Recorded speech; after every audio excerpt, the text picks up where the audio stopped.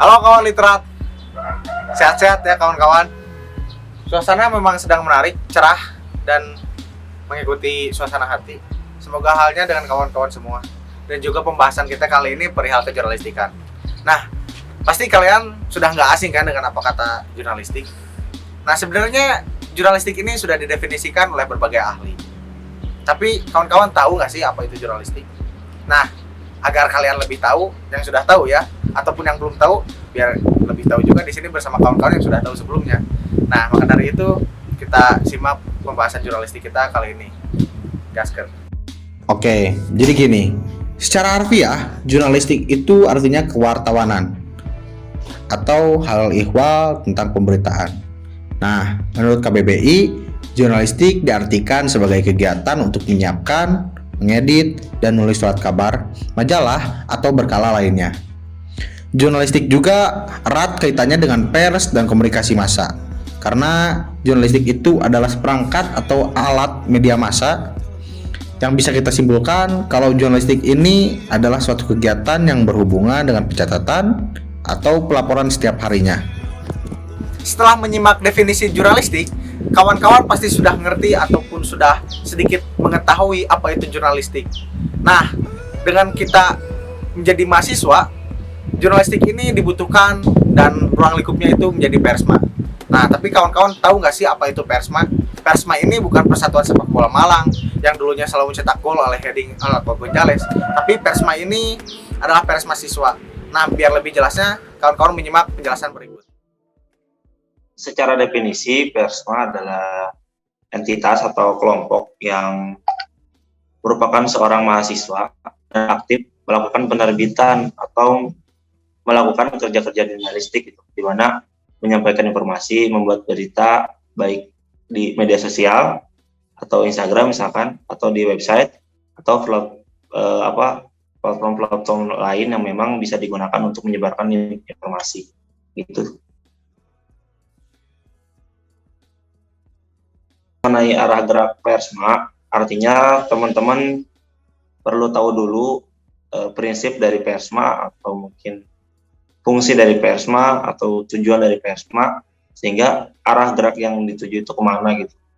Ketika teman-teman tahu apa itu prinsip dari Persma, nah Persma itu kan artinya bagian daripada mahasiswa, dan mahasiswa adalah salah satunya punya fungsi sebagai kontrol sosial. Juga jurnalistik juga sebagai kontrol sosial. Nah, sebagai entitas atau sebagai lembaga yang punya peran sebagai kontrol sosial, artinya gerak-gerak atau kerja-kerja yang dilakukan adalah untuk mengontrol sosial kemasyarakatan itu sendiri, baik mengontrol kekuasaan, mengontrol kebijakan, menyampaikan keluhan masyarakat misalkan, dan lain sebagainya gitu. Sehingga arah-arah gerak pers mahasiswa adalah untuk menyampaikan kebenaran, menyampaikan apa yang memang menjadi kebutuhan dari publik itu sendiri. Publik mana? Ya publik dalam lingkup kampus ketika lingkup kecil, dan publik dalam lingkup seluruh Indonesia gitu. Karena memang yang mahasiswa adalah orang-orang yang memang bergerak untuk terus mengkritik Indonesia gitu, atau mengkritik negaranya, baik apapun itu gitu, baik budaya, sosial, politik, dan lain sebagainya. Sehingga apa bedanya Persma dengan mahasiswa biasa? Kita sama-sama menyuarakan sebuah isu, mengadvokasi sebuah isu, tapi Persma bergerak dalam dunia kejurnalistikan gitu. Artinya mengadvokasi atau menyuarakan sebuah isu bukan hanya dalam lingkup yang dilakukan di luar seperti selain Persma, tapi Persma punya wewenang atau punya sarana untuk menyampaikan informasi dengan penerbitan yang mereka punya, dengan media sosial, dengan kanal yang mereka punya. Gitu.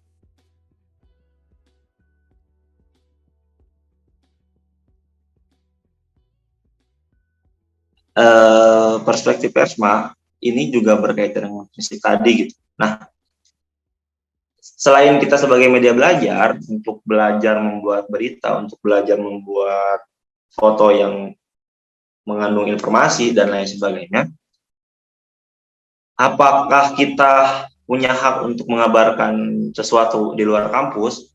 Saya pikir perlu gitu. Artinya isu-isu nasional misalkan atau isu-isu lokal yang ada di lingkungan kampus perlu kita untuk gali juga, di samping kita memang lebih fokus pada apa-apa yang terjadi di kampus karena kita pers mahasiswa yang bertugas sebagai pemantau kekuasaan dalam lingkup kecil. Kita sebagai mahasiswa adalah birokrasi gitu, adalah pihak kampus yang memang punya wewenang untuk menjalankan aturan-aturan, kebijakan-kebijakan yang ada di kampus, dan kita sebagai warga kampus itu sendiri gitu. Kita sebagai civitas akademika itu sendiri yang mengalami dampak dari kebijakan-kebijakan tertentu misalkan dan lain sebagainya gitu. Sehingga memang perspektif persma yang harus dibangun pada kasus-kasus yang ada di dalam kampus dan di luar kampus, keduanya harus beriringan gitu. Artinya tidak hanya salah satu yang diambil, karena memang pers mahasiswa pada waktu dulu juga bergerak bukan hanya pada lingkup kampus gitu, tapi juga pada lingkup-lingkup nasional atau mungkin lokal di daerah kampusnya masing-masing. Sehingga ya, dua-duanya adalah hal yang perlu diutamakan, tapi itu kembali lagi kepada tiap LPM gitu. Misalkan porsinya dibagi-bagi nih gitu.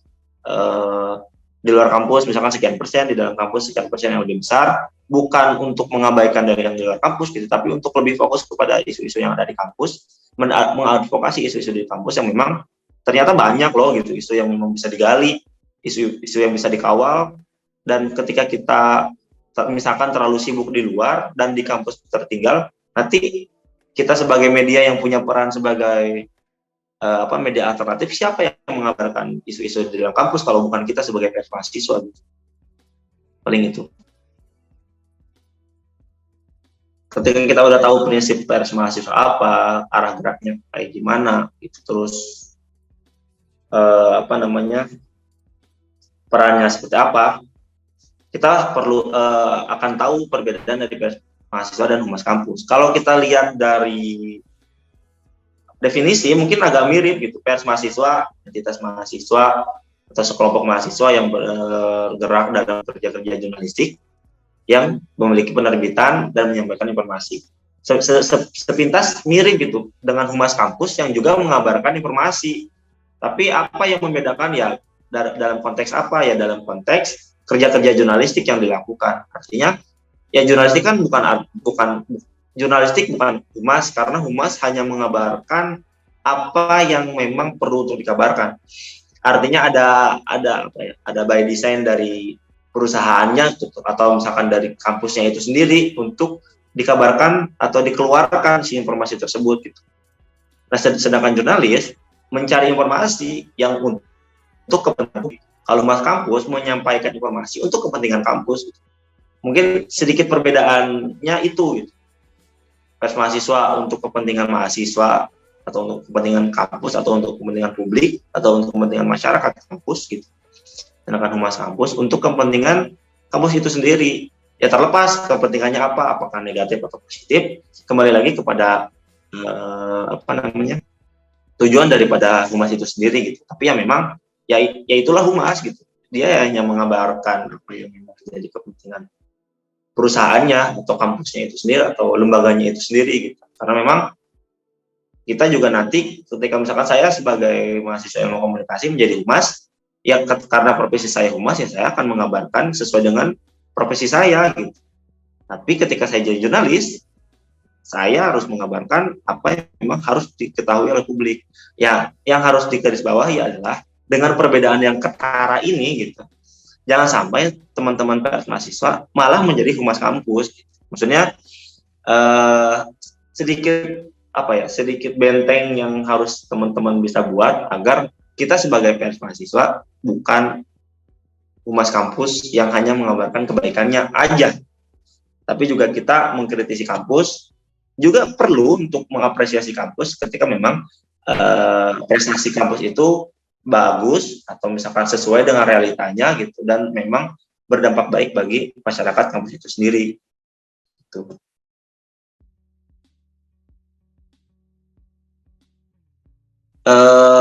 Mungkin yang harus ditekankan pada kerja-kerja jurnalistik dalam taraf pers mahasiswa adalah penekanan bahwa kita dalam media pembelajaran, artinya jangan takut untuk salah, jangan takut untuk belajar gitu.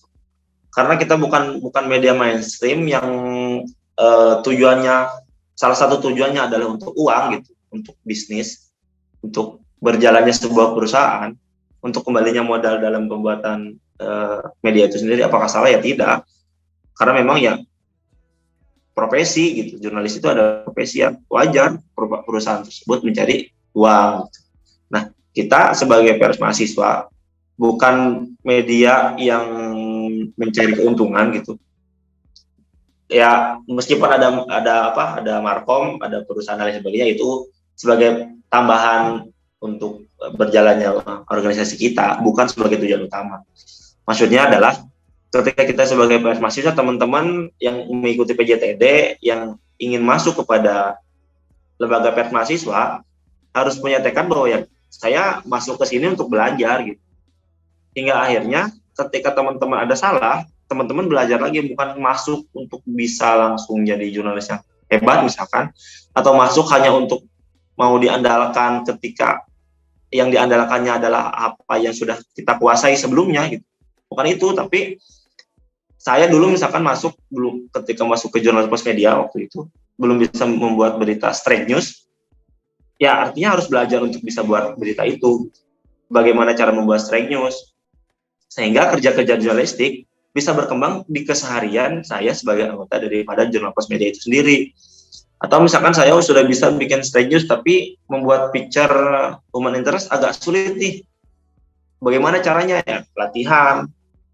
Sehingga menambah kompetensi kita sebagai pers mahasiswa adalah upgrading yang diselenggarakan oleh teman-teman pengurus, terus upgrading diri sendiri, artinya dengan membuat dan mencontoh pada tulisan orang lain, karena jurnalistik itu ilmu terapan, di mana kita ingin membuat sebuah picture, kita belajar teorinya 20%, sisanya kita contoh dari kerangka orang lain yang pernah mereka buat gitu.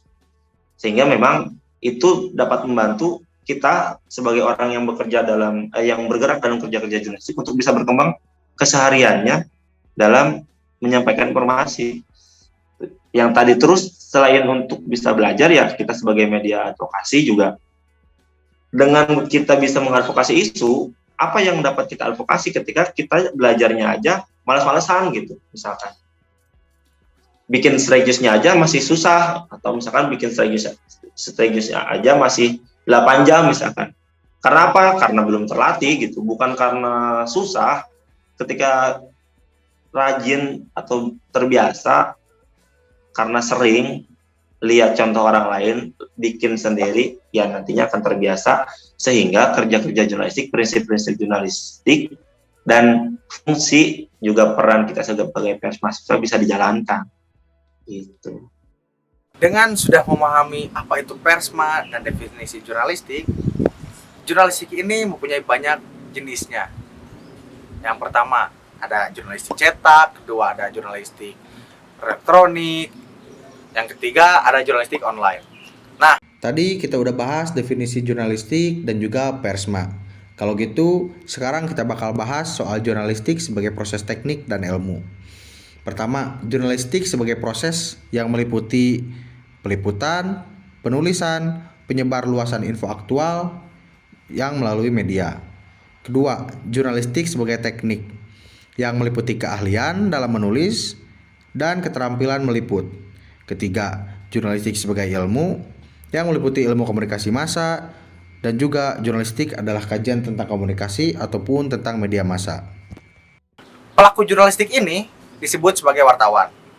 Dengan kita menjadi wartawan, pastinya ada kode etik untuk bekerja atau bergiat sebagai wartawan. Nah, kawan-kawan akan lebih tahu kode etiknya itu apa. Mari kita simak selebihnya kode etik jurnalistik itu apa. Setelah ini kita bakal bahas kode etik jurnalistik. 1. Independen, akurat, berimbang, dan tidak beretikat buruk. 2. Profesional. Profesional ditunjukkan untuk identitas, hormati hak privasi, tidak menyuap, beritanya faktual, dan juga jelas sumbernya. Terus, tidak plagiat. Penggunaan cara-cara tertentu dapat dipertimbangkan untuk peliputan berita investigasi bagi kepentingan publik. Ketiga, berimbang. Tidak mencampurkan fakta dan opini yang menghakimi serta menerapkan asas praduga tak bersalah. Keempat, tidak membuat berita bohong, fitnah, sadis, dan cabul. 5. Tidak menyalahgunakan profesi dan tidak menerima suap. 6. Hak tolak untuk melindungi narasumber yang tidak bersedia diketahui, baik identitas maupun keberadaannya. Menghargai ketentuan embargo, informasi latar belakang, dan off the record. 7. Tidak menulis ataupun menyiarkan berita berdasarkan prasangka atau diskriminasi SARA. 8. Hormati kehidupan pribadi, kecuali untuk kepentingan publik. 9. Segera mencabut, meralat, dan memperbaiki berita yang keliru, tidak akurat, disertai dengan permintaan maaf kepada pembaca, pendengar, dan ataupun pemirsa. 10. Layani hak jawab dan hak koreksi secara proporsional. Nah, masih berhubungan dengan kode etik jurnalistik tadi, secara universal, kode etik jurnalistik ini tercantum dalam 9 elemen jurnalisme yang dikemukakan oleh Bill Kovacs dan Tom Rosenstiel dalam 9 Elements of Journalism in 2001. So, if you want to know about it, so let's check it out. Pertama adalah pada kebenaran. Kedua, kesetiaan. Loyalitas jurnalisme adalah kepada warga. Ketiga, disiplin verifikasi. Keempat, jurnalis harus tetap independen. Kelima, jurnalis bertindak sebagai pemantau. Keenam, jurnalisme harus menyediakan forum bagi kritik, komentar, dan tanggapan dari publik. Yang ketujuh, membuat hal yang penting itu menjadi menarik dan relevan. 8. Berita yang disajikan komprehensif dan proporsional. 9. Mengikuti hati nurani, etika, tanggung jawab moral, dan standar nilai. Nah, belakangan Bill Kovacs dan Tom Rosenstiel menambahkan prinsip ke-10. Warga juga memiliki hak dan tanggung jawab dalam hal yang berkaitan dengan berita. Sebagai wartawan pun, kalian bukan hanya harus mengetahui apa itu kode etik jurnalistik, tapi harus mengetahui juga teknik jurnalistik itu apa. Nah, teknik jurnalistik ini merupakan keahlian atau keterampilan khusus yang harus dimiliki oleh seorang wartawan.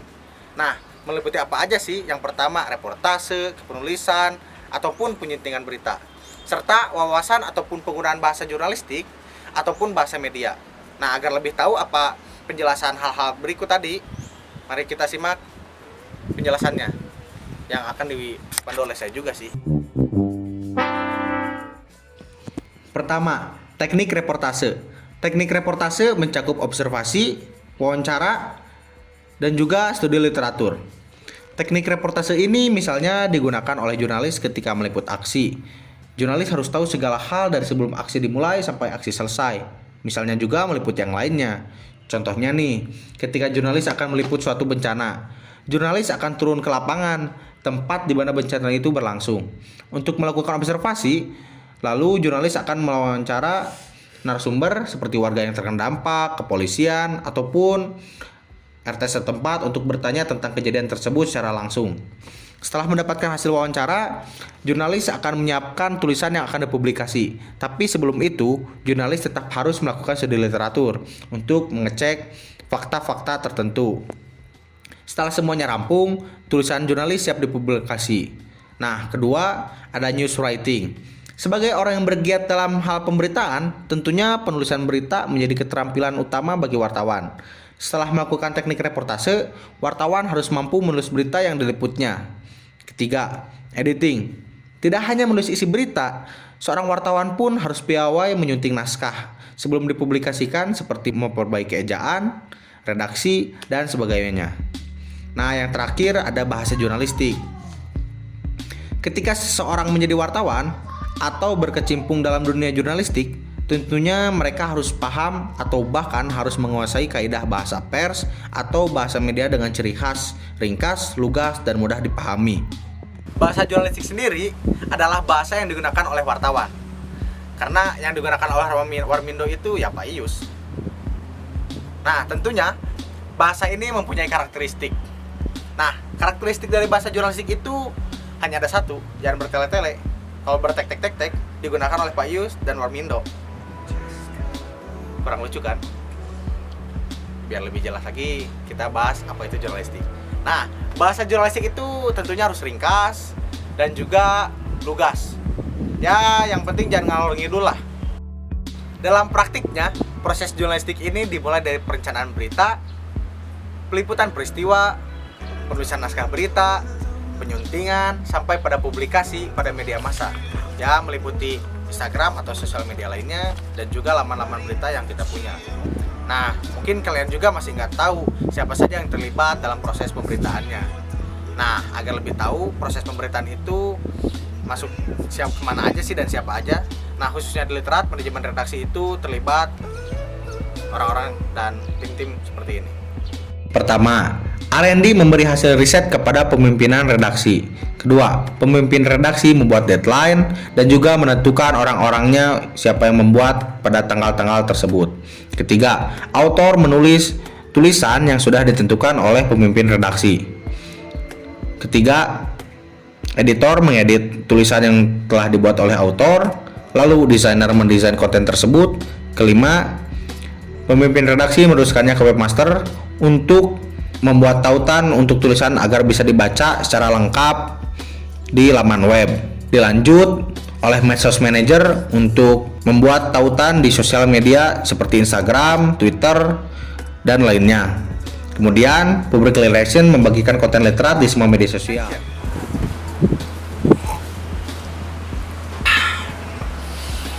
Setelah mendengar penjelasan dari awal seperti jurnalistik itu apa, persma, dan berbagai macam di dalamnya, saya harap kawan-kawan mengerti dan paham apa isi materi tersebut ataupun pembahasan lah katakannya.